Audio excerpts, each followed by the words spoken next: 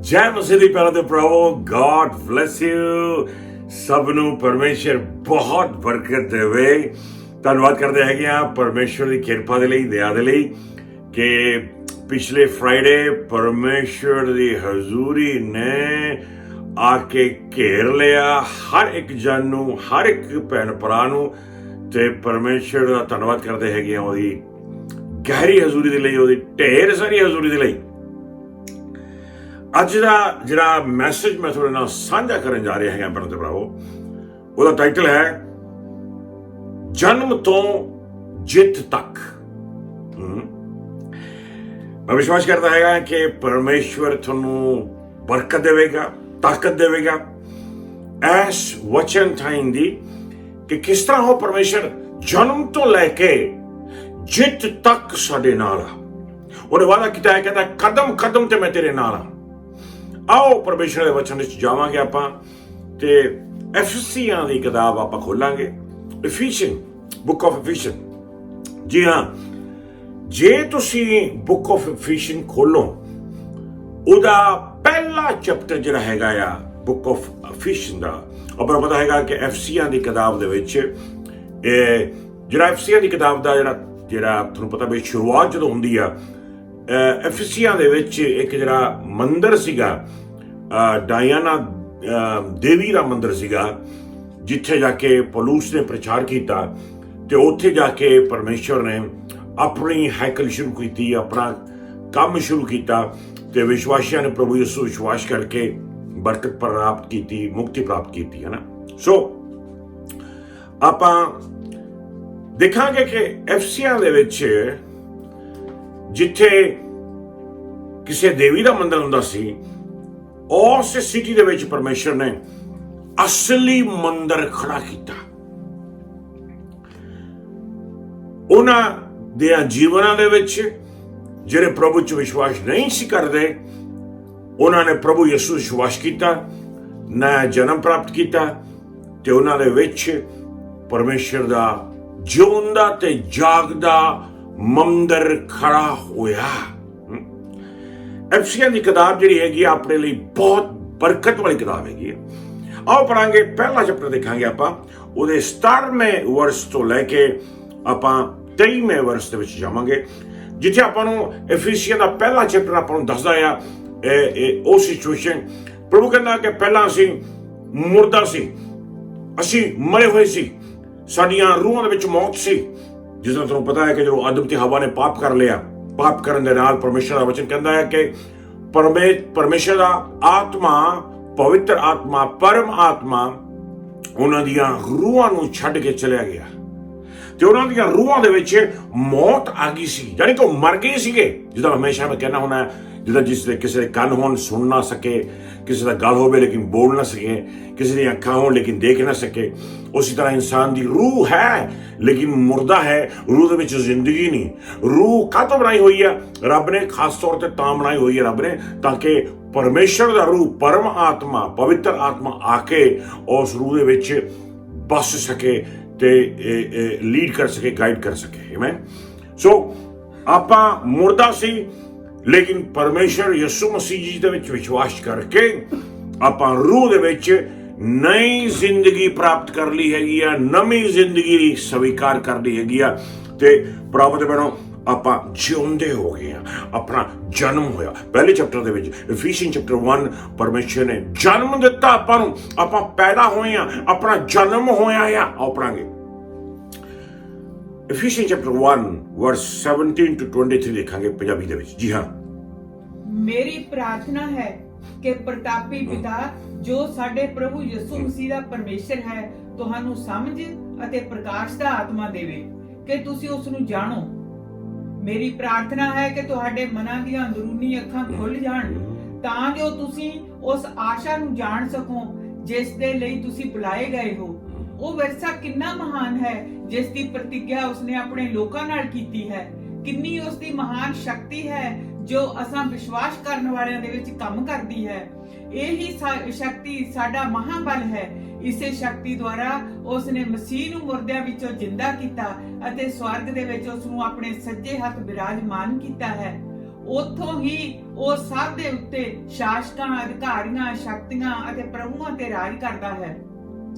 ਉਸ ਦਾ ਨਾਂ ਸਭ ਨਾਮਾਂ ਤੋਂ ਨਾ ਕੇਵਲ ਇਸ ਯੁੱਗ ਵਿੱਚ ਸਗੋਂ ਆਉਣ ਵਾਲੇ ਯੁਗਾਂ ਤੱਕ ਵੀ ਉੱਚਾ ਹੈ। ਪਰਮੇਸ਼ਰ ਨੇ ਉਸ ਦੇ ਪੈਰਾਂ ਹੇਠ ਸਭ ਚੀਜ਼ਾਂ ਕਰ ਦਿੱਤੀਆਂ ਹਨ ਅਤੇ ਵਿਸ਼ਵਾਸ ਸੰਗਤ ਨੂੰ ਸਰਤਾਜ ਦੇ ਰੂਪ ਵਿੱਚ ਉਸ ਨੂੰ ਦਿੱਤਾ ਹੈ। ਵਿਸ਼ਵਾਸ ਸੰਗਤ ਉਸ ਦਾ ਸਰੀਰ ਹੈ, ਉਹੀ ਉਸ ਨੂੰ ਪੂਰਨ ਕਰਦਾ ਹੈ ਜੋ ਸਭ ਦਾ ਪੂਰਨ ਕਰਦਾ ਹੈ। ਹਾਲੇਲੂਇਆ। ਪੌਲੁਸ ਕਹਿੰਦਾ ਮੈਂ ਦੁਆ ਕਰਦਾ ਹਾਂ ਤੁਹਾਡੇ ਸਾਰਿਆਂ ਦੇ ਵਾਸਤੇ ਤਾਂ ਕਿ ਤੁਹਾਨੂੰ ਸਪਿਰਿਟ ਆਫ ਰੈਵਲੇਸ਼ਨ ਦਿੱਤੀ ਜਾਵੇ, ਤਾਂ ਕਿ ਤੁਹਾਨੂੰ ਪਰਮੇਸ਼ਰ ਦੀ ਨੌਲੇਜ ਮਿਲ ਜਾਏ, ਤਾਂ ਕਿ ਤੁਸੀਂ ਆਪਣੀਆਂ ਰੂਹਾਨੀ ਅੱਖਾਂ ਦੇ ਨਾਲ ਪ੍ਰਭੂ ਯਿਸੂ ਮਸੀਹ ਜੀ ਨੂੰ ਪਹਿਚਾਨ ਸਕੋ, ਉਸ ਰੱਬ ਦੇ ਪੁੱਤਰ ਨੂੰ ਜਾਣ ਸਕੋ ਕਿ ਸਲੀਬ ਤੇ ਕਿੱਦਾਂ ਪ੍ਰਭੂ ਯਿਸੂ ਮਸੀਹ ਜੀ ਮਾਰੇ ਗਏ, ਜਾਣ ਸਕੋ ਕਿ ਕਿਸ ਤਰ੍ਹਾਂ ਪ੍ਰਭੂ ਯਿਸੂ ਮਸੀਹ ਜੀ ਨੇ ਆਪਣਾ ਲਹੂ ਬਹਾਤਾ ਸਲੀਬ ਦੇ ਉੱਤੇ। ਤੇ ਵਚਨ ਕਹਿੰਦਾ ਆ ਕਿ ਉਹਦੀ ਮਾਰ ਖਾਣ ਦੇ ਨਾਲ ਚੰਗੇ ਕੀਤੇ ਗਏ ਆ ਤੇ ਉਹ ਸਲੀਬ ਤੇ ਸਾਡੇ ਪਾਪ ਉਠਾ ਕੇ ਲੈ ਗਿਆ ਹੈਗਾ ਆ, ਉਹ ਆਪਾਂ ਨੂੰ ਬਰਕਤ ਦਿੰਦਾ ਹੈਗਾ ਆ।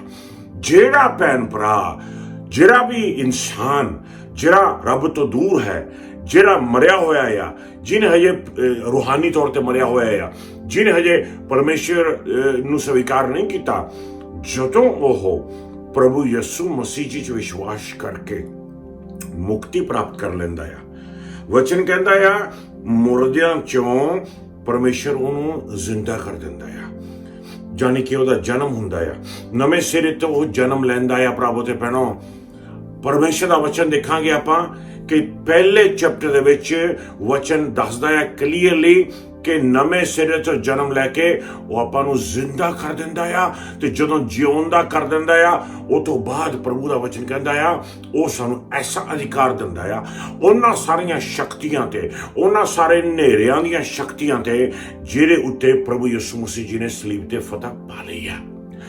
ਪ੍ਰਭੂ ਯਿਸੂ ਨੇ ਸਲੀਬ ਤੇ ਉਹ ਜਿੱਤ ਪ੍ਰਾਪਤ ਕਰਕੇ ਲਿਆ ਕੇ ਇਹਨੂੰ ਦੇ ਦਿੱਤੀ ਜਿਹਨੇ ਨਵਾਂ ਜਨਮ ਪ੍ਰਾਪਤ ਕੀਤਾ ਆ, ਜਿਹੜਾ ਪ੍ਰਭੂ ਯਿਸੂ ਮਸੀਹ ਜੀ ਦੇ ਵਿੱਚ ਖੜਾ ਹੋਇਆ ਹੈ। ਕੌਣ ਆ? ਚਰਚ। ਕੌਣ ਆ? ਤੁਸੀਂ। ਕੌਣ ਆ? ਵਿਸ਼ਵਾਸੀ। ਕੌਣ ਆ? ਬਿਲੀਵਰ। ਪ੍ਰਭੂ ਯਿਸੂ ਮਸੀਹ 'ਚ ਵਿਸ਼ਵਾਸ ਕਰਨ ਵਾਲਿਆਂ ਦੇ ਹੱਥ ਵਿੱਚ ਪਰਮੇਸ਼ਰ ਨੇ ਉਹ ਅਧਿਕਾਰ, ਉਹ ਅਥਾਰਟੀ, ਉਹ ਬਰਕਤ ਦੇ ਦਿੱਤੀ ਤੇ ਸਵਰਗ ਦੀਆਂ ਸਾਰੀਆਂ ਬਰਕਤਾਂ ਉਹਦੀਆਂ ਝੋਲੀਆਂ ਵਿੱਚ ਪਾ ਦਿੱਤੀਆਂ ਨੇ। ਇਫੀਸੀਅਨ ਚੈਪਟਰ 1 ਦੇ ਵਿੱਚ ਮੁਰਦਿਆਂ ਤੋਂ ਜਾਇਆ ਜਾਂਦਾ ਆ, ਉਹਨੂੰ ਮੁਰਦਿਆਂ ਤੋਂ ਜੀ ਉੱਠਦਾ ਆ, ਮੁਰਦਿਆਂ ਚੋਂ ਨਵੀਂ ਜ਼ਿੰਦਗੀ ਪ੍ਰਾਪਤ ਕਰ ਲੈਂਦਾ ਆ।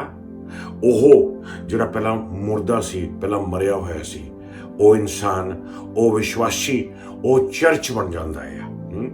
ਦੂਸਰੇ ਚੈਪਟਰ ਦੇ ਵਿੱਚ ਦੇਖਾਂਗੇ ਆਪਾਂ ਇਫੀਸੀਅਨ ਚੈਪਟਰ 2 ਵਰਸ 6 ਪੜਾਂਗੇ ਆਪਾਂ, ਫਿਰ ਆਪਾਂ 17 ਤੋਂ ਲੈ ਕੇ 22 ਤੱਕ ਜਾਵਾਂਗੇ। ਪਹਿਲੇ ਚੈਪਟਰ ਦੇ ਵਿੱਚ ਉਹਨੂੰ ਮੁਰਦਿਆਂ ਤੋਂ ਜਿਉਂਦਾ ਕਰ ਦਿੰਦਾ ਆ ਵਿਸ਼ਵਾਸ ਥਾਈਂ ਦੀ।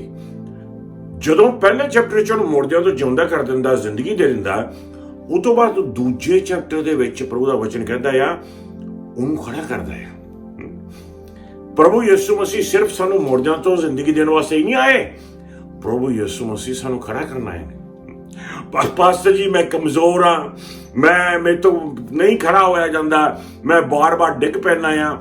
ਇੱਕ ਸਮਾਂ ਆਵੇਗਾ ਕਿ ਉਹ ਸੱਚਾ ਪਰਮਾਤਮਾ, ਉਹ ਸੱਚਾ ਪਰਮੇਸ਼ਰ ਹਰ ਉਹ ਵਿਸ਼ਵਾਸੀ ਨੂੰ ਖੜਾ ਕਰੇਗਾ ਆਪਣੇ ਵਿਸ਼ਵਾਸ ਦੇ ਵਿੱਚ, ਆਪਣੇ ਵਚਨਾਂ ਦੇ ਉੱਤੇ, ਆਪਣੀ ਹਜ਼ੂਰੀ ਦੇ ਉੱਤੇ, ਉਹ ਜਿਹੜੇ ਉਹਦੇ ਵਿੱਚ ਵਿਸ਼ਵਾਸ ਕਰਦੇ ਨੇ। ਸੋ ਆਓ ਦੇਖਾਂਗੇ ਇਫੀਸੀਅਨ ਚੈਪਟਰ 2 ਵਰਸ 6 ਪੜਾਂਗੇ ਤੇ ਫਿਰ ਆਪਾਂ 19 ਤੋਂ ਲੈ ਕੇ 22 ਤੱਕ ਦੇਖਾਂਗੇ। ਪਹਿਲੇ ਚੈਪਟਰ 'ਚ ਦੇਖਿਆ ਕਿ ਯਿਸੂ ਮਸੀਹ ਜੀ ਉਹਨਾਂ ਨੂੰ ਮੁਰਦਿਆਂ ਤੋਂ ਜ਼ਿੰਦਗੀ ਦਿੰਦਾ ਆ, ਉਹਨਾਂ ਨੂੰ ਨਇਆ ਜਨਮ ਦਿੰਦਾ ਆ। ਦੂਸਰੇ ਚੈਪਟਰ ਵਿੱਚ ਦੇਖਾਂਗੇ ਕਿ ਪ੍ਰਭੂ ਯਿਸੂ ਨੇ ਜਿਨ੍ਹਾਂ ਨੂੰ ਉਹਨਾਂ ਨੂੰ ਜ਼ਿੰਦਗੀ ਦਿੱਤੀ ਆ, ਜਿਹੜੇ ਨਵੇਂ ਵਿਸ਼ਵਾਸੀ ਬਣੇ ਨੇ, ਜਿਨ੍ਹਾਂ ਨੇ ਨਇਆ ਜਨਮ ਪ੍ਰਾਪਤ ਕਰ ਦਿੱਤਾ ਆ, ਹੁਣ ਉਹਨਾਂ ਨੂੰ ਖੜਾ ਕਰ ਰਿਹਾ ਹੈ, ਉਹਨਾਂ ਨੂੰ ਖੜਾ ਹੋਣਾ ਸਿਖਾ ਰਿਹਾ ਹੈਗਾ। ਜਿਹਦਾ ਇੱਕ ਬੱਚਾ ਹੈਗਾ ਆ, ਉਹ ਜ਼ਿੰਦਗੀ ਪ੍ਰਾਪਤ ਕਰਕੇ ਹੁਣ ਉਹ ਖੜਾ ਹੁੰਦਾ ਆ, ਉਹ ਡਿੱਗ ਪੈਂਦਾ ਆ, ਫਿਰ ਖੜਾ ਹੁੰਦਾ ਆ, ਡਿੱਗ ਪੈਂਦਾ ਆ, ਰੋਂਦਾ ਆ, ਫਿਰ ਉਹਦਾ ਪਿਤਾ ਉਹਦੀ ਮਾਂ ਨੂੰ ਇਨਕਰੇਜ ਕਰਦਾ, ਪੁੱਤ ਕੋਈ ਨਹੀਂ, ਕਿ ਕੀੜੀ ਮਰ ਗਈ ਓਏ, ਕੀੜੀ ਮਾਰਤੀ ਮੁੰਡੇ ਨੇ, ਵਾਹ, ਏਦਾਂ ਇਨਕਰੇਜ ਕਰਦਾ ਆ ਤਾਂ ਕਿ ਉਹ ਬੱਚਾ ਜਿਹੜਾ ਹੈਗਾ ਡਿਸਕਰੇਜ ਨਾ ਹੋਵੇ, ਉਹ ਬਾਰ-ਬਾਰ ਡਿੱਗਣ ਦੇ ਬਾਵਜੂਦ ਵੀ ਉਹ ਖੜਾ ਹੋਵੇ।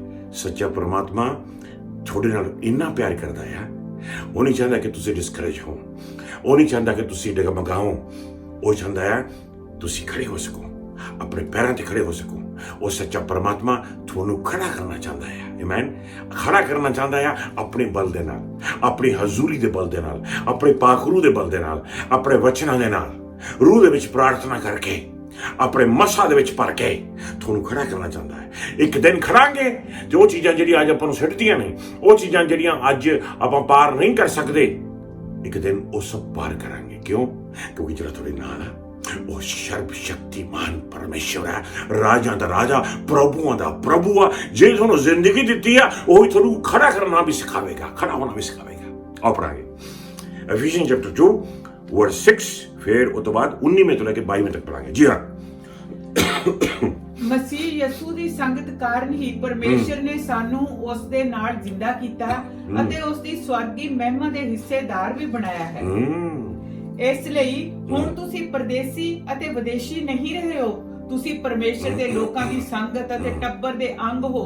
ਹੁਣ ਤੁਸੀਂ ਵੀ ਉਸ ਇਮਾਰਤ ਦੇ ਅੰਗ ਹੋ ਜਿਸ ਦੀ ਨੀਂਹ ਰਸੂਲ ਅਤੇ ਨਬੀ ਹਨ ਅਤੇ ਜਿਸ ਦੇ ਕੋਨੇ ਦਾ ਪੱਥਰ ਮਸੀਹ ਯਸੂ ਆਪ ਹੈ।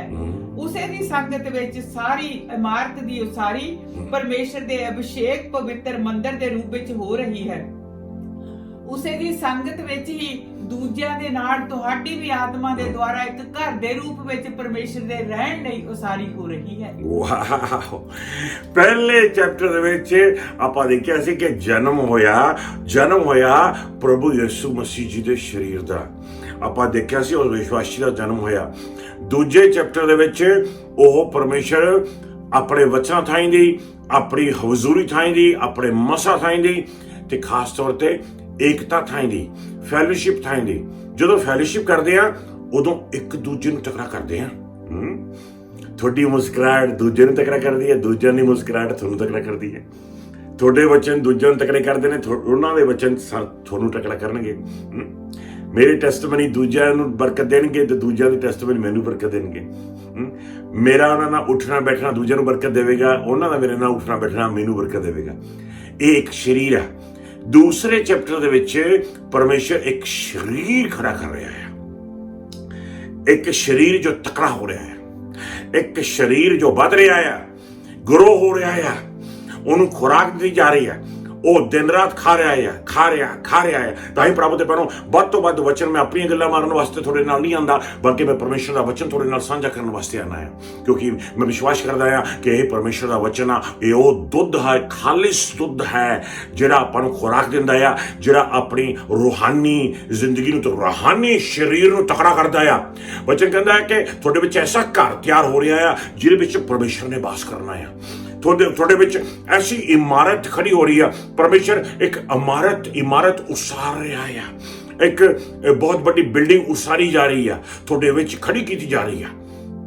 ਇਹ ਇਮਾਰਤ ਖੜੀ ਹੋ ਰਹੀ ਆ, ਇਹ बढ़ रही आ, ਇਹ ਉੱਤੇ ਨੂੰ ਜਾ ਰਹੀ ਆ, ਉਚਾਈਆਂ 'ਚ ਜਾ ਰਹੀ ਆ, ਮਜ਼ਬੂਤ ਕੀਤੀ ਜਾ ਰਹੀ ਆ, ਖੜੀ ਕੀਤੀ ਜਾ ਰਹੀ ਆ। ਤੇ ਇਹਦੇ ਵਿੱਚ ਪਰਮੇਸ਼ਵਰ ਦਾ ਪਵਿੱਤਰ ਆਤਮਾ ਵਾਸ ਕਰੇਗਾ। ਇਹਦੇ ਉੱਤੇ ਪਰਮੇਸ਼ਵਰ ਦਾ ਮਸਾ ਛਾਇਆ ਰਹੇਗਾ। ਇਹਦੇ ਥਾਈਂ ਦੀ ਇਹਨੂੰ ਰੱਬ ਨੇ ਇੰਨਾ ਤਕੜਾ ਕਰ ਦੇਣਾ ਕਿ ਕੋਈ ਸ਼ੈ ਜਨਮ ਨਹੀਂ ਲਿਆ ਕਿਸੇ ਸ਼ੈ ਨੇ ਜਿਹੜਾ ਇਹਦੇ ਖਿਲਾਫ ਖੜਾ ਹੋ ਸਕੇ। ਪਰਮੇਸ਼ਰ ਦਾ ਆਪ ਖੁਦ ਆਤਮਾ ਆ ਕੇ ਇਸ ਦੇ ਵਿੱਚ ਬਸਦਾ ਆ, ਇਸ ਇਮਾਰਤ ਵਿੱਚ ਬਸਦਾ ਆ, ਇਸ ਸਰੀਰ ਦੇ ਵਿੱਚ ਬਸਦਾ ਹੈ। ਪਹਿਲੇ ਚੈਪਟਰ ਦੇ ਵਿੱਚ ਆਪਾਂ ਦੇਖਿਆ ਕਿ ਕਿਸ ਤਰ੍ਹਾਂ ਮੁਰਦਿਆਂ ਤੋਂ ਜਨਮ ਲਿਆ ਇਸ ਵਿਸ਼ਵਾਸੀ ਨੇ। ਉਹ ਪ੍ਰਭੂ ਯਿਸੂ ਮਸੀਹ ਦਾ ਸਰੀਰ ਹੈ। ਦੂਜੇ ਚੈਪਟਰ 'ਚ ਆਪਾਂ ਦੇਖ ਰਹੇ ਹਾਂ ਕਿ ਇਸ ਸਰੀਰ ਨੂੰ, ਇਸ ਵਿਸ਼ਵਾਸ ਨੂੰ, ਇਸ ਘਰ ਨੂੰ, ਇਸ ਇਮਾਰਤ ਨੂੰ ਪਰਮੇਸ਼ਰ ਉਸਾਰ ਰਹੇ ਨੇ, ਉਹਨੂੰ ਖੜਾ ਕਰ ਰਹੇ ਨੇ, ਉਹਨੂੰ ਤਕੜਾ ਕਰ ਰਹੇ ਨੇ, ਉਹਨੂੰ ਆਪਣੀ ਹਜ਼ੂਰੀ ਨਾਲ ਭਰ ਰਹੇ ਨੇ, ਉਹਨੂੰ ਆਪਣੇ ਮਸਾ ਨਾਲ ਭਰ ਰਹੇ ਨੇ, ਉਹਨੂੰ ਆਪਣੀ ਅਥਾਰਟੀ ਨਾਲ ਭਰ ਰਹੇ ਨੇ, ਉਹਨੂੰ ਬੁਲੰਦੀਆਂ ਤੱਕ ਲੈ ਕੇ ਜਾ ਰਹੇ ਨੇ ਤਾਂ ਕਿ ਉਹ ਹਰ ਹਮਲੇ ਦਾ ਮੁਕਾਬਲਾ ਕਰ ਸਕੇ, ਇੰਨਾ ਮਜ਼ਬੂਤ ਹੋ ਜਾਵੇ, ਇੰਨਾ ਤਾਕਤਵਰ ਹੋ ਜਾਵੇ, ਇੰਨਾ ਬੁਲੰਦੀਆਂ ਤੇ ਪਹੁੰਚ ਜਾਵੇ ਤਾਂ ਕਿ ਉਹ ਹਰ ਹਮਲੇ ਦਾ ਮੁਕਾਬਲਾ ਕਰ ਸਕੇ ਤੇ ਖੜ ਸਕੇ ਪਰਮੇਸ਼ਰ ਪ੍ਰਭੂ ਯਿਸੂ ਮਸੀਹ ਜੀ ਨੂੰ ਮਹਿਮਾ ਤੇ ਜਲਾਲ ਦੇਣ ਦੇ ਵਾਸਤੇ। ਤੀਸਰੇ ਚੈਪਟਰ ਦੇ ਵਿੱਚ ਆਪਾਂ ਦੇਖਾਂਗੇ ਪ੍ਰਭੂ ਦੇ ਦੂਸਰੇ ਚੈਪਟਰ 'ਚ ਦੇਖਿਆ ਪ੍ਰਭੂ ਨੂੰ ਖੜਾ ਕਰ ਰਹੇ ਨੇ। ਪਹਿਲੇ ਚੈਪਟਰ ਵਿੱਚ ਦੇਖਿਆ ਪ੍ਰਭੂ ਨੇ ਉਹਨੂੰ ਜਨਮ ਦਿੱਤਾ। ਤੀਸਰੇ ਚੈਪਟਰ ਵਿੱਚ ਦੇਖਾਂਗੇ ਉਹਦੇ 14ਵੇਂ ਤੋਂ 16ਵੇਂ ਵਰਸ ਨੂੰ ਪੜਾਂਗੇ ਆਪਾਂ। Ephesians chapter 3 verse 14 to 16 ਜਿਹਦੇ 'ਚ ਦੇਖਾਂਗੇ ਕਿ ਐਸ ਇਮਾਰਤ ਨੂੰ ਜਦੋਂ ਖੁਰੀ ਹੋ ਜਾਂਦੀ ਆ, ਪਰਮੇਸ਼ਰ ਆਪਣੀ ਖੂਬਸੂਰਤੀ ਦੇ ਰਹੇ ਨੇ ਤੇ ਪਰਮੇਸ਼ਰ ਸੁਪਰਨੈਚੁਰਲ ਸਟਰੈਂਥ ਦੇ ਰਹੇ ਨੇ। ਸਿਰਫ ਉਸ ਇਮਾਰਤ ਨੂੰ ਖੜਾ ਹੀ ਨਹੀਂ ਕਰ ਰਹੇ, ਉਸ ਇਮਾਰਤ ਨੂੰ ਉਸਾਰ ਹੀ ਨਹੀਂ ਰਹੇ, ਉਸ ਇਮਾਰਤ ਨੂੰ ਬਣਾ ਹੀ ਨਹੀਂ ਰਹੇ, ਬਲਕਿ ਉਸ ਇਮਾਰਤ ਨੂੰ ਖੂਬਸੂਰਤ ਬਣਾਇਆ ਜਾ ਰਿਹਾ ਹੈ ਤੇ ਉਸ ਇਮਾਰਤ ਨੂੰ ਸੁਪਰਨੈਚੁਰਲ ਬਲ ਦਿੱਤਾ ਜਾ ਰਿਹਾ। ਤੁਹਾਡਾ ਆਪਣਾ ਬਲ ਨਹੀਂ ਹੋਏਗਾ, ਰੱਬ ਦਾ ਬਲ ਹੋਏਗਾ। ਤੁਹਾਡੀ ਆਪਣੀ ਤਾਕਤ ਨਹੀਂ ਹੋਏਗੀ, ਰੱਬ ਦੀ ਤਾਕਤ ਹੋਵੇਗੀ। ਮੈਂ ਕਿਉਂ? ਕਿਉਂਕਿ ਤੁਸੀਂ ਉਹ ਸਪਿਰਿਚੁਅਲ ਸੁਪਰਨੈਚੁਰਲ ਤਾਕਤ ਪ੍ਰਾਪਤ ਕਰਕੇ, ਪਾਵਰ ਪ੍ਰਾਪਤ ਕਰਕੇ ਐਸੀਆਂ ਸ਼ਕਤੀਆਂ ਦੇ ਨਾਲ ਲੜਨਾ ਆ ਜਿਹੜੀਆਂ ਰੂਹਾਨੀ ਸ਼ਕਤੀਆਂ ਨੇ, ਜਿਹੜੀਆਂ ਰੂਹਾਨੀ ਬਦਰੂਆਂ ਨੇ, ਜਿਹੜੀਆਂ ਹਨੇਰੇ ਦੀਆਂ ਸ਼ਕਤੀਆਂ ਨੇ। ਤੁਸੀਂ ਚਾਨਣ ਨਾਲ ਭਰ ਕੇ, ਖੂਬਸੂਰਤੀ ਤੁਹਾਨੂੰ ਚਾਨਣ ਨਾਲ ਥਾਈ ਨਹੀਂ ਆਏਗੀ। ਪਰਮੇਸ਼ਰ ਦੀ ਰੂਹ ਦਾ ਚਾਨਣ ਤੁਹਾਡੇ ਉੱਤੇ ਉਸਾਰਿਆ ਜਾਵੇਗਾ। ਪਰਮੇਸ਼ਰ ਦੀ ਰੂਹ ਦੀ ਸ਼ਕਤੀ ਸੁਪਰਨੈਚੁਰਲੀ ਤੁਹਾਨੂੰ ਡੈਕੋਰੇਟ ਕਰੇਗੀ, ਤੁਹਾਨੂੰ ਤਾਜ਼ਾ ਕਰੇਗੀ, ਤੁਹਾਨੂੰ ਮਾਮੂਰ ਕਰੇਗੀ। ਆਓ ਪੜਾਂਗੇ Ephesians chapter 3 verse 14 to 16। ਜੀ ਹਾਂ, ਇਹੀ ਕਾਰਨ ਹੈ ਕਿ ਮੈਂ ਪਿਤਾ ਦੇ ਸਾਹਮਣੇ ਆਪਣੇ ਗੋਡਿਆਂ ਪਰਨੇ ਹੋ ਕੇ ਪ੍ਰਾਰਥਨਾ ਕਰਦਾ ਹਾਂ, ਕਿਉਂਕਿ ਉਸ ਤੋਂ ਆਕਾਸ਼ ਅਤੇ ਧਰਤੀ ਦਾ ਹਰ ਟੱਬਰ ਆਪਣਾ ਨਾਂ ਪ੍ਰਾਪਤ ਕਰਦਾ ਹੈ। ਮੇਰੀ ਪਰਮੇਸ਼ਰ ਅੱਗੇ ਪ੍ਰਾਰਥਨਾ ਹੈ ਕਿ ਉਹ ਆਪਣੀ ਮਹਿਮਾ ਦੇ ਭੰਡਾਰ ਵਿੱਚੋਂ ਆਪਣੇ ਆਤਮਾ ਦੇ ਦੁਆਰਾ ਤੁਹਾਨੂੰ ਸ਼ਕਤੀ ਦੇਵੇ ਕਿ ਤੁਸੀਂ ਆਪਣੇ ਅੰਦਰ ਨਵਾਂ ਬਲ ਪ੍ਰਾਪਤ ਕਰੋ। ਵਾਹ! ਆਤਮਾ ਦੇ ਦੁਆਰਾ ਆਪਣੇ ਉਸ ਵੱਡੇ ਭੰਡਾਰ ਦੇ ਵਿੱਚੋਂ, ਉਸ ਗਹਿਰੇ ਭੰਡਾਰ ਦੇ ਵਿੱਚੋਂ, ਉਸ ਡੂੰਘੀਆਂ ਬਰਕਤਾਂ ਤੋਂ ਪਰਮੇਸ਼ਰ ਆ ਕੇ ਤੁਹਾਨੂੰ ਆਤਮਾ ਦੇ ਵਿੱਚ ਵੱਡਾ ਬਲ ਦੇਵੇ। ਸੁਪਰਨੈਚੁਰਲ ਸਟਰੈਂਥ ਲੈਣ ਦੇ ਵਾਸਤੇ ਤਿਆਰ ਹੋ ਜਾਓ। ਸੁਪਰਨੈਚੁਰਲ ਇੰਪਾਰਟੇਸ਼ਨ ਆਫ ਹੋਲੀ ਸਪਿਰਿਟ ਲੈਣ ਦੇ ਵਾਸਤੇ ਤਿਆਰ ਹੋ ਜਾਓ। ਸੁਪਰਨੈਚੁਰਲ ਅਨੋਇੰਟਿੰਗ ਨੂੰ ਐਕਸਪੀਰੀਅੰਸ ਕਰਨ ਦੇ ਵਿੱਚ ਤਿਆਰ ਹੋ ਜਾਓ। ਮਾਈਟੀ ਵੰਡਰਸ, ਸਾਇੰਸ, ਮਿਰਕਲਸ, ਹੀਲਿੰਗਸ, ਗਿਫਟਿੰਗ ਦੇ ਵਿੱਚ ਆਪਰੇਟ ਕਰਨ ਨੂੰ, ਇੱਕ ਨਈ ਡਾਈਮੈਂਸ਼ਨ 'ਚ ਪੈਰ ਰੱਖਣ ਨੂੰ ਤਿਆਰ ਹੋ ਜਾਓ। ਕਿਉਂਕਿ ਪਰਮੇਸ਼ਰ ਨੇ ਸਿਰਫ ਤੁਹਾਨੂੰ ਉਸਾਰਿਆ ਹੀ ਨਹੀਂ, ਪਰਮੇਸ਼ਰ ਨੇ ਇਸ ਇਮਾਰਤ ਨੂੰ ਸਿਰਫ ਖੜਾ ਹੀ ਨਹੀਂ ਕੀਤਾ, ਪਰਮੇਸ਼ਰ ਉਸ ਇਮਾਰਤ ਨੂੰ, ਇਸ ਘਰ ਨੂੰ ਪਰਮੇਸ਼ਰ ਆਪਣੇ ਪਵਿੱਤਰ ਆਤਮਾ ਦੇ ਬਲ ਦੇ ਨਾਲ ਮਾਮੂਰ ਕਰ ਦੇਣਗੇ। ਆਪਣੇ ਪਵਿੱਤਰ ਆਤਮਾ ਦੀ ਹਜ਼ੂਰੀ ਦੇ ਨਾਲ ਮਾਮੂਰ ਕਰ ਦੇਣਗੇ। ਇਹ ਯਾਤਰਾ ਹੈ ਭੈਣੋ ਤੇ ਭਰਾਵੋ, ਜਨਮ ਤੋਂ ਜਿੱਤ ਤੱਕ। ਐਫੀਸੀਅਨ ਚੈਪਟਰ ਪਹਿਲੇ ਵਿੱਚ ਦੇਖਿਆ ਕਿ ਉਹ ਮੁਰਦਾ ਸੀ, ਉਹਨੇ ਯਿਸੂ ਵਿਸ਼ਵਾਸ ਕਰਕੇ ਜਨਮ ਪ੍ਰਾਪਤ ਕੀਤਾ। ਉਹ ਪ੍ਰਭੂ ਯਿਸੂ ਮਸੀਹ ਦਾ ਸਰੀਰ ਕਹਿਲਾਂਦਾ ਹੈ। ਐਫੀਸੀਅਨ ਚੈਪਟਰ 2 ਦੇ ਵਿੱਚ ਆਪਾਂ ਦੇਖਿਆ ਕਿ ਜਿਹਨੇ ਜਨਮ ਪ੍ਰਾਪਤ ਕੀਤਾ ਉਹ ਇੱਕ ਘਰ ਹੈ, ਇੱਕ ਇਮਾਰਤ ਹੈ, ਪ੍ਰਭੂ ਯਿਸੂ ਮਸੀਹ ਜੀ ਦਾ ਸਰੀਰ ਹੈ, ਜਿਹਨੂੰ ਉਸਾਰਿਆ ਜਾ ਰਿਹਾ ਹੈ, ਜਿਹਨੂੰ ਵੱਡਾ ਕੀਤਾ ਜਾ ਰਿਹਾ ਹੈ, ਜਿਹਨੂੰ ਚੱਕਿਆ ਜਾ ਰਿਹਾ ਹੈ।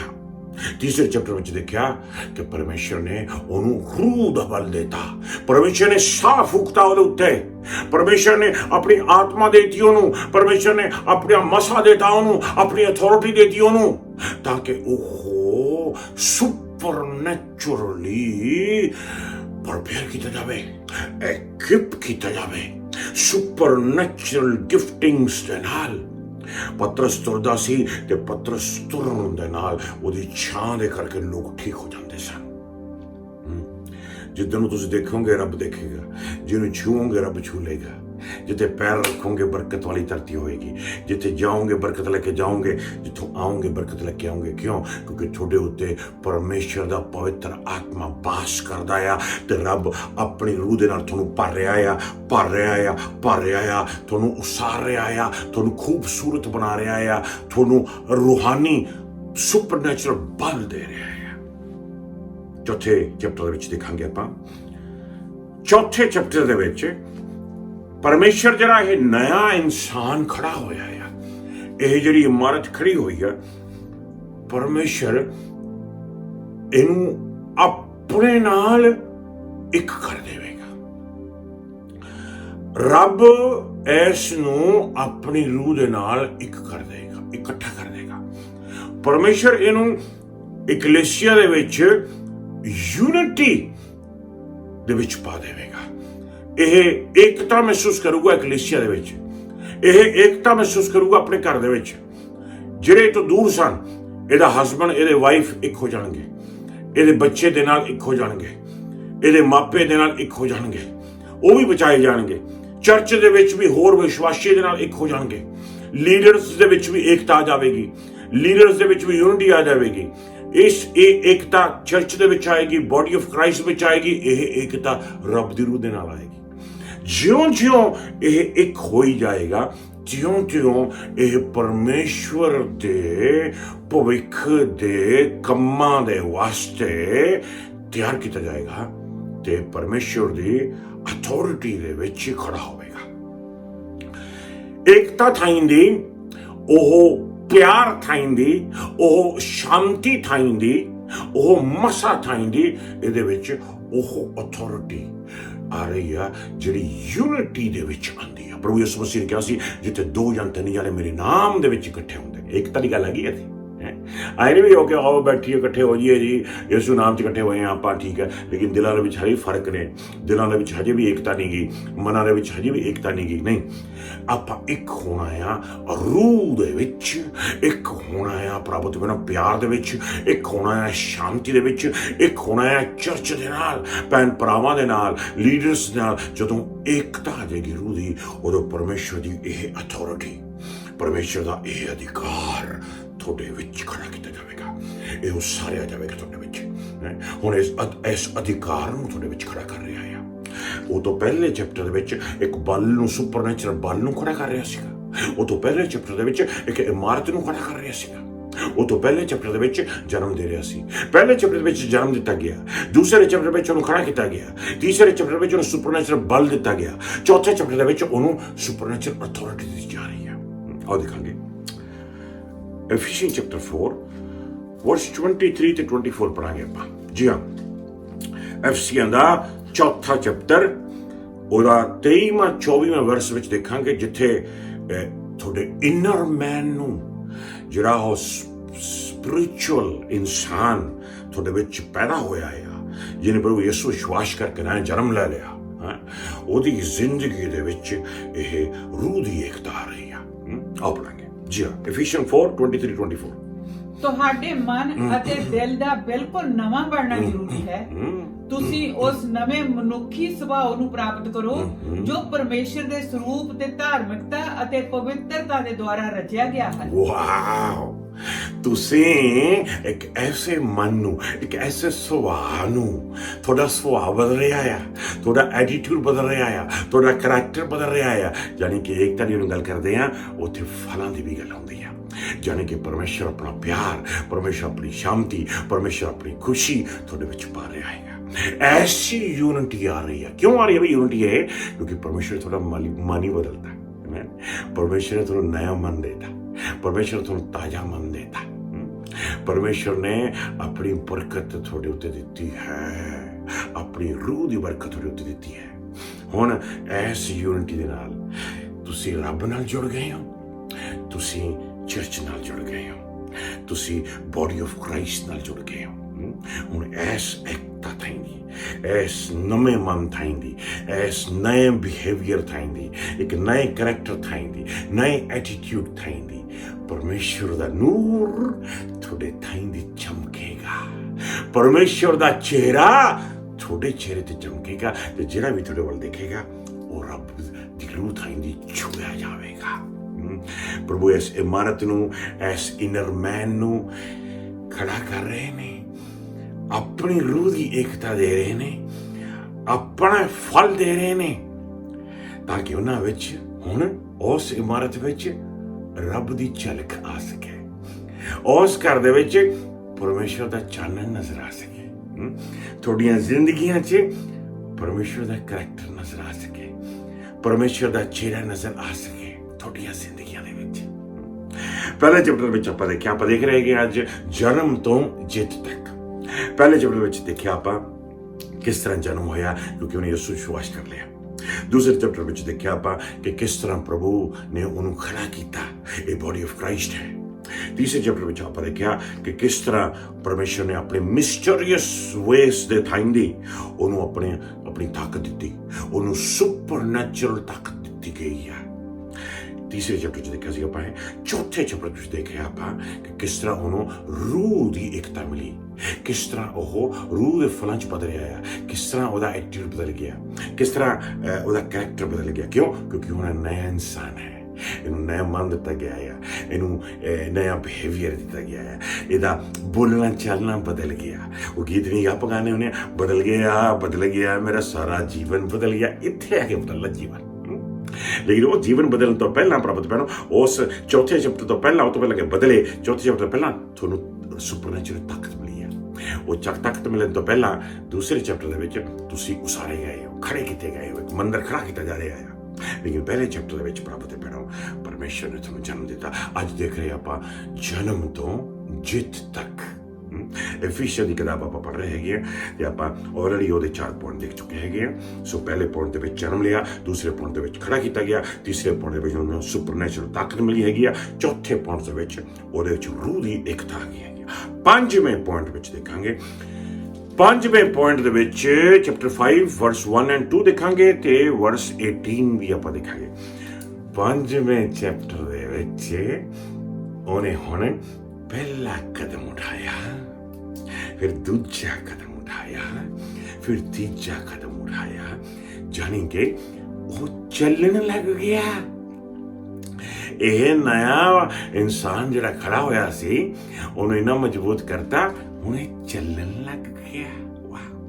ਜੇ ਦੇਖਿਆ ਜਾਵੇ ਪਹਿਲੇ ਚੈਪਟਰ ਦੇ ਵਿੱਚ ਪ੍ਰਭੂ ਨੇ ਜਨਮ ਦੇ ਕੇ ਉਹਨੂੰ ਆਪਣੀ ਤਾਕਤ ਤੇ ਬਿਠਾਇਆ ਸੀ। ਪਹਿਲੇ ਚੈਪਟਰ 'ਚ ਉਹਨੇ ਬਹਿਣਾ ਸਿੱਖਿਆ, ਪਹਿਲਾਂ ਉਹ ਬਹਿਣਾ ਸਿੱਖ ਰਿਹਾ ਆ।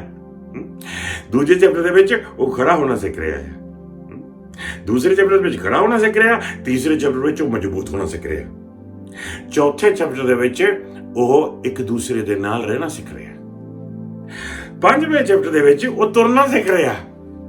ਪਰਮੇਸ਼ਰ ਨੇ ਉਹਦੀ ਤੋਰ ਹੀ ਬਦਲਤੀ ਰੱਬ ਨੇ ਇਹਦੀ। ਇਹ ਤਾਂ ਏਦਾਂ ਤੁਰਦਾ ਹੀ ਨਹੀਂ ਸੀ, ਰੱਬ ਨੇ ਤਾਂ ਇਹਦੀ ਤੋਰ ਹੀ ਬਦਲਤੀ। ਇਹ ਤਾਂ ਹੈ ਹੀ ਨਹੀਂ ਸੀ ਏਦਾਂ ਦੀ। ਲੋਕਾਂ ਨੇ ਚੇਲਿਆਂ ਨੂੰ ਦੇਖਿਆ, ਇਹ ਚੇਲੇ ਉਹਦੇ ਵਾਂਗੂ ਬੋਲਦੇ ਨੇ, ਮਸੀਹ ਵਾਂਗੂ, ਕਿਉਂਕਿ ਉਹ ਉਹਦੇ ਨਾਲ ਰਹਿ ਗਏ ਸੀ। ਉਹਨਾਂ ਨੇ ਉਹ ਪ੍ਰਭੂ ਦੇ ਚੇਲਿਆਂ ਦਾ ਬੋਲਣ ਦਾ ਤਰੀਕਾ ਦੇਖ ਕੇ ਪਹਿਚਾਨ ਲਿਆ ਸੀ ਕਿ ਪ੍ਰਭੂ ਦੇ ਚੇਲੇ ਨੇ। ਉਹਨਾਂ ਨੇ ਚੇਲਿਆਂ ਦਾ ਤੁਰਨ ਦਾ ਤਰੀਕਾ ਦੇਖ ਕੇ ਪਹਿਚਾਨ ਲਿਆ ਸੀ ਕਿ ਪ੍ਰਭੂ ਦੇ ਚੇਲੇ ਨੇ।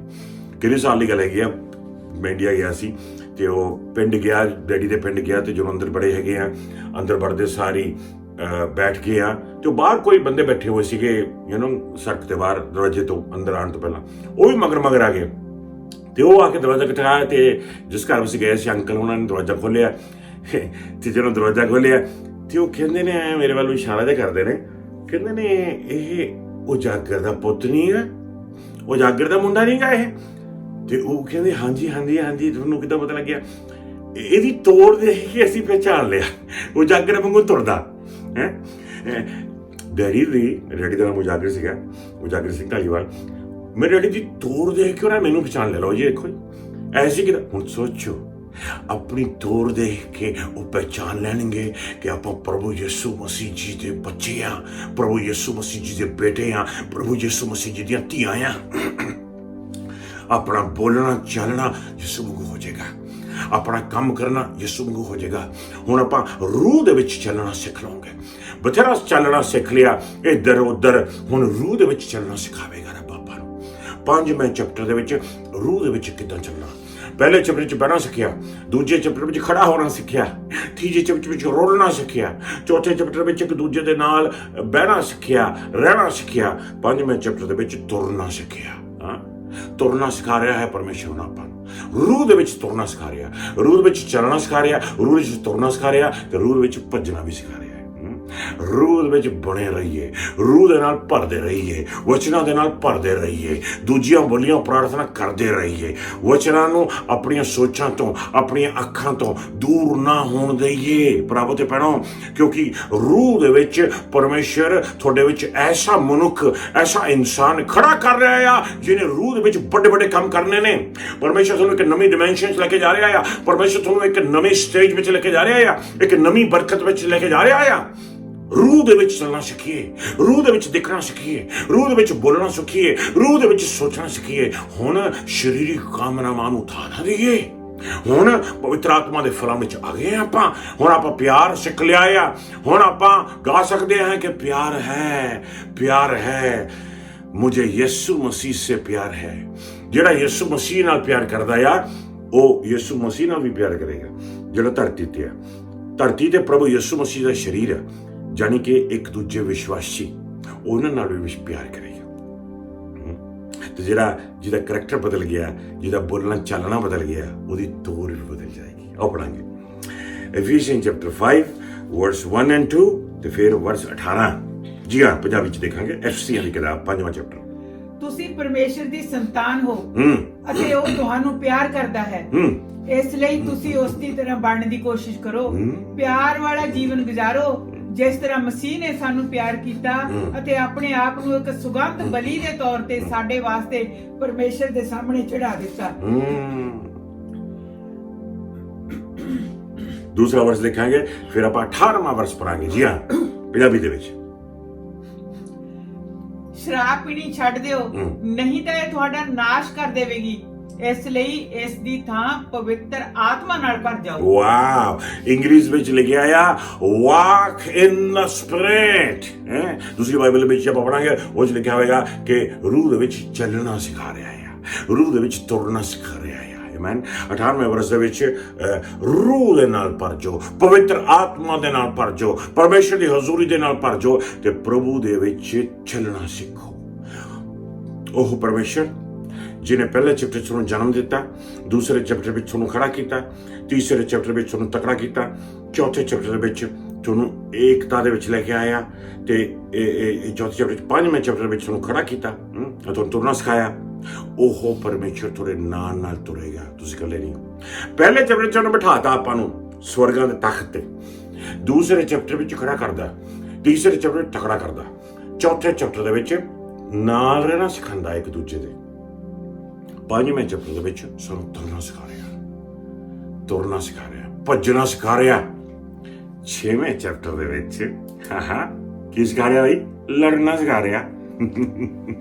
ਹੁਣ ਤੁਸੀਂ ਕਹੋ ਵਾਓ ਬਾਦਸ਼ਾਹ ਜੀ, ਰੱਬ ਲੜਨਾ ਸਿਖਾ ਰਿਹਾ। ਆਪਣਾ ਯੁੱਧ ਕਿਸੇ ਇਨਸਾਨ ਦੇ ਖਿਲਾਫ ਨਹੀਂਗਾ, ਆਪਣਾ ਯੁੱਧ ਕਿਸੇ ਬੰਦੇ ਦੇ ਖਿਲਾਫ ਨਹੀਂਗਾ, ਆਪਣਾ ਯੁੱਧ ਸ਼ੈਤਾਨੀ ਫੌਜਾਂ ਦੇ ਖਿਲਾਫ ਆ, ਨੇਰੀਆਂ ਸ਼ਕਤੀਆਂ ਦੇ ਖਿਲਾਫ ਆ। ਆਪਣਾ ਯੁੱਧ ਦੁਸ਼ਮਣਾਂ ਦੇ ਖਿਲਾਫ ਆ, ਡੀਮਨਸ ਦੇ ਖਿਲਾਫ ਆ। ਆਪਣਾ ਯੁੱਧ ਪਰਮੇਸ਼ਰ ਨੇ ਜਿੱਤ ਲਿਆ ਆ, ਉਹ ਆਪਾਂ ਨੂੰ ਜੇਤੂ ਠਹਿਰਾਵੇਗਾ। ਸਲੀਬ ਦੇ ਉੱਤੇ ਪ੍ਰਭੂ ਦਾ ਵਚਨ ਕਹਿੰਦਾ ਆ, ਸਲੀਬ ਦੇ ਉੱਤੇ ਪਰਮੇਸ਼ਰ ਨੇ ਪਾਪ ਨੂੰ ਡਿਸਟਰੋਏ ਕਰ ਦਿੱਤਾ, ਸ਼ੈਤਾਨ ਨੂੰ ਡਿਸਟਰੋਏ ਕਰ ਦਿੱਤਾ, ਨਰਕਾਂ ਨੂੰ ਡਿਸਟਰੋਏ ਕਰ ਦਿੱਤਾ, ਸ਼ੈਤਾਨ ਨੂੰ ਡਿਸਟਰੋਏ ਕਰਕੇ, ਡੀਮਨਸ ਨੂੰ ਡਿਸਟਰੋਏ ਕਰਕੇ ਹਮੇਸ਼ਾ ਦੀ ਮੌਤ ਤੋਂ ਸਾਨੂੰ ਆਜ਼ਾਦੀ ਦਿੱਤੀ।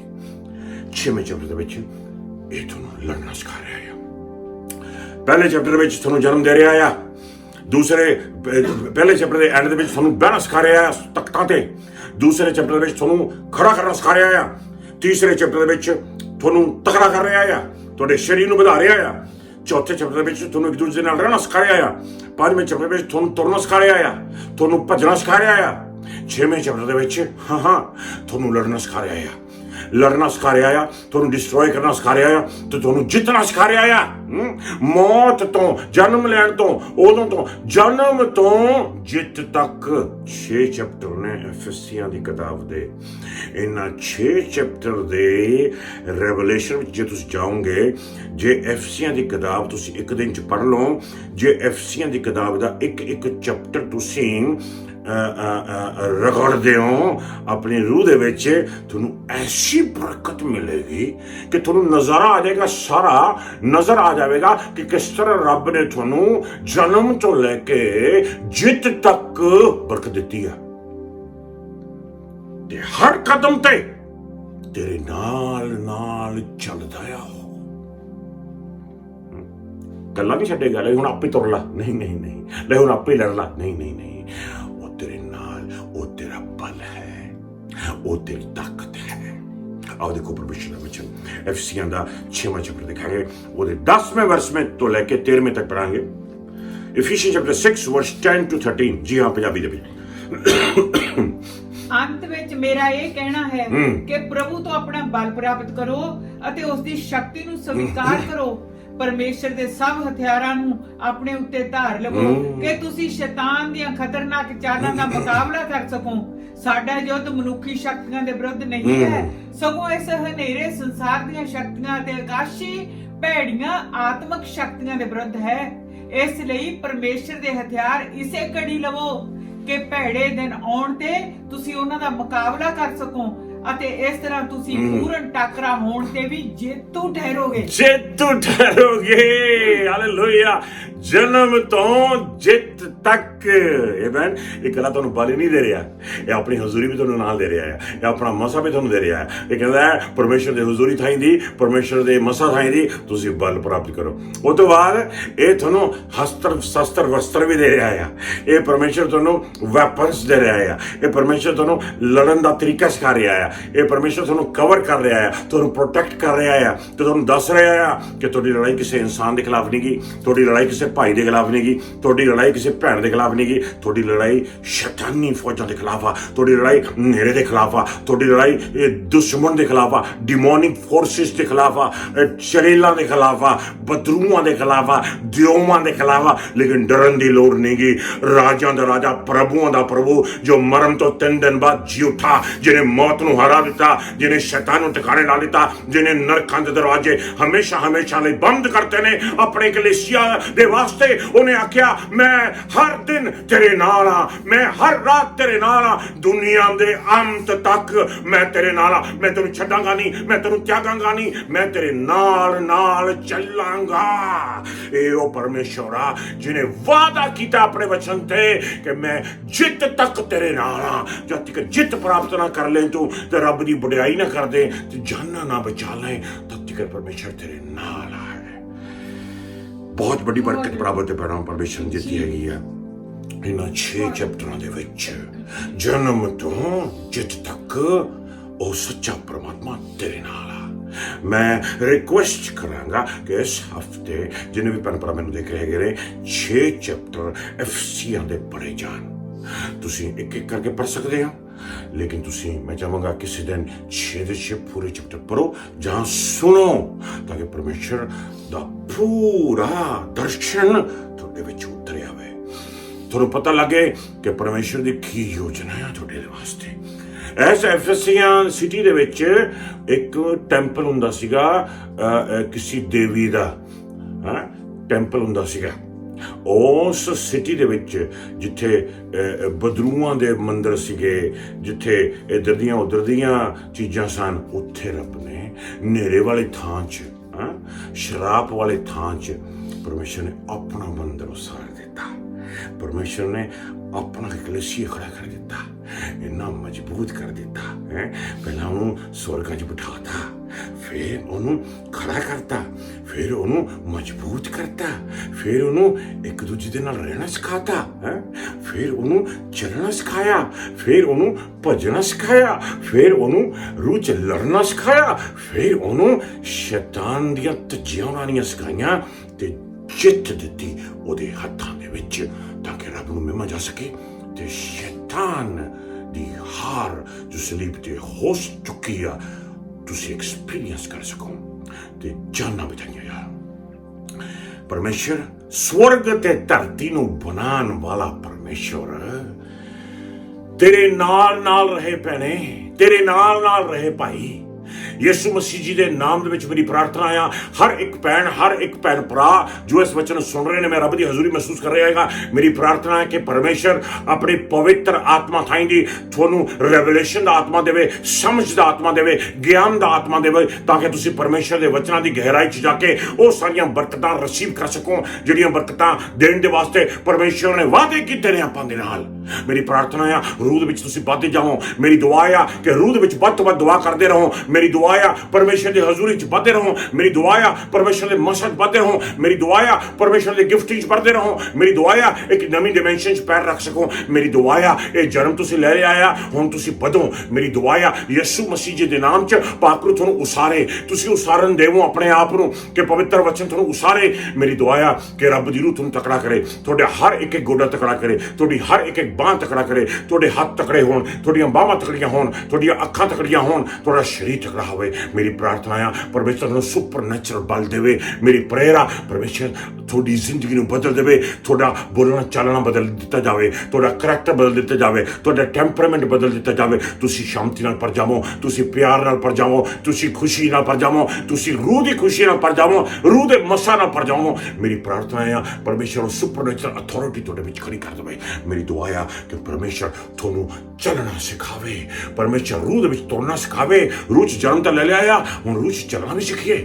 ਮੇਰੀ ਪ੍ਰੇਅਰ ਹੈਗੀ ਆ ਕਿ ਉਸ ਰੂਹ ਦੇ ਵਿੱਚ ਕੱਲਾ ਚੱਲਣਾ ਨਹੀਂ ਸਿੱਖੀਏ, ਉਹ ਰੂਹ 'ਚ ਭੱਜਣਾ ਸਿੱਖੀਏ, ਉਹ ਰੂਹ ਦੇ ਵਿੱਚ ਲੜਨਾ ਸਿੱਖੀਏ, ਉਹ ਰੂਹ ਦੇ ਵਿੱਚ ਸ਼ੈਤਾਨ ਨੂੰ ਹਰਾਉਣਾ ਸਿੱਖੀਏ, ਉਹ ਰੂਹ ਦੇ ਵਿੱਚ ਤੁਸੀਂ ਸ਼ੈਤਾਨ ਦੀਆਂ ਧੱਜੀਆਂ ਉਡਾ ਸਕੋ, ਉਹ ਰੂਹ ਦੇ ਵਿੱਚ ਤੁਸੀਂ ਸ਼ਸਤਰ ਵਸਤਰ ਪਹਿਨ ਸਕੋ, ਤੁਸੀਂ ਰੂਹਾਨੀ ਔਜ਼ਾਰ, ਰੂਹਾਨੀ ਇੰਸਟਰੂਮੈਂਟ, ਰੂਹਾਨੀ ਹਮਲੇ ਕਰਨ ਦੇ ਵੈਪਨਸ ਕਿਸ ਤਰ੍ਹਾਂ ਚਲਾਣੇ ਨੇ, ਕਿੱਦਾਂ ਚੱਲਣੇ ਨੇ, ਤੁਸੀਂ ਉਹ ਸਮਝ ਸਕੋ ਤੇ ਸ਼ੈਤਾਨ ਨੂੰ ਹਰਾ ਕੇ ਤੁਸੀਂ ਜੇਤੂ ਠਹਿਰਾ ਕੇ ਜਾ ਸਕੋ।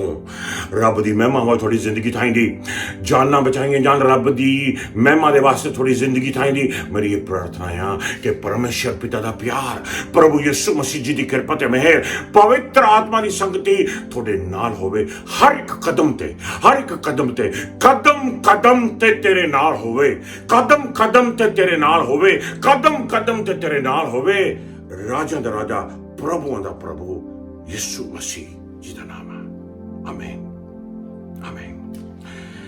ਰੱਬ ਨੇ ਉਸ ਬੱਚੇ ਨੂੰ ਜਿਹਨੂੰ ਜਨਮ ਦਿੱਤਾ ਸੂਰਮਾ ਬਣਾ ਦਿੱਤਾ, ਸੋਲਜਰ ਬਣਾ ਦਿੱਤਾ, ਇੱਕ ਸੈਨਾ ਦਾ ਬਹੁਤ ਵੱਡਾ ਸਿਪਾਹੀ ਬਣਾ ਦਿੱਤਾ, ਜਿਹੜਾ ਲੜਨ ਦੇ ਵਿੱਚ ਮਾਹਿਰ ਆ, ਜਿੱਤਣ ਦੇ ਵਿੱਚ ਮਾਹਿਰ ਆ, ਰੱਬ ਨੂੰ ਮਹਿਮਾ ਦੇਣ ਦੇ ਵਿੱਚ ਮਾਹਿਰ ਆ।